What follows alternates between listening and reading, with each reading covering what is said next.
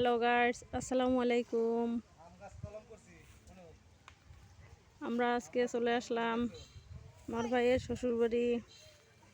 দেখুন, আমার ভাইয়ের শ্বশুরে বিশাল একটা দিঘি করছে। দেখুন, বিশাল বড় একটা দিঘি। এই দিঘিতে প্রচুর পরিমাণ মাছ চাষ করে। দেখুন দিঘিটা কত বড়। দেখুন, প্রায় 10 কাঠা জায়গার উপরে দিঘি করছে একটা। দিঘির চারপাশে কলা গাছ লাগাইছে এবং দিঘিতে প্রচুর পরিমাণে মাছ আসে। প্রতি 2 মাস অন্তর অন্তর মাছ বিক্রি করে বড় হলে।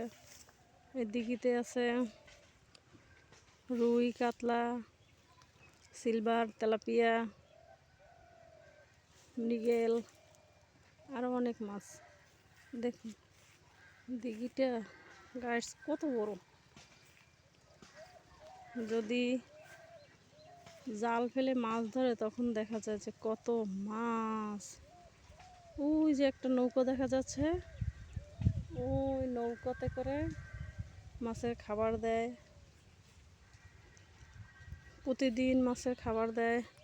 দেখুন গাইস, দিঘিটা কত বিশাল। ওই যে দেখা যায় 10 কাঠা জমির উপরে দিঘি করছে। দেখুন গাইস, দিঘিটার চারপাশে কলা গাছ লাগিয়েছে। দেখুন গাইস, কলা গাছগুলো দেখতে দারুণ সুন্দর এবং কিছুদিন পরেই প্রত্যেকটা গাছে কলা আসবে। দেখুন গাইস, দিঘিটা কত সুন্দর এবং অনেক বিশাল বড় দিঘিটা। দেখেন দিঘিতে প্রচুর বড় বড় মাছ আছে। রুই মাছ, কাতলা মাছ, এগুলো অনেক বড় বড়। এই গত কয়েকদিন আগে দিঘি থেকে মাছ ধরা হয়েছে।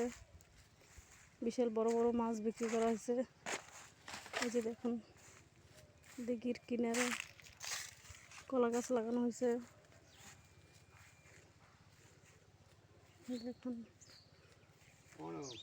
জি,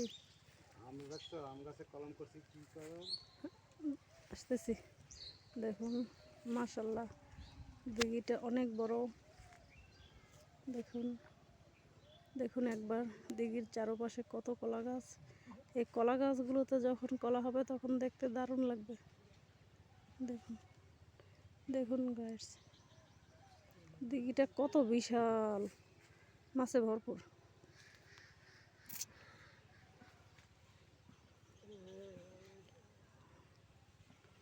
যেদিন আবার দিঘিতে মাছ ধরবে ওই দিনকে একটা ভিডিও ছাড়বো। আজ এই পর্যন্তই। আল্লাহ হাফেজ।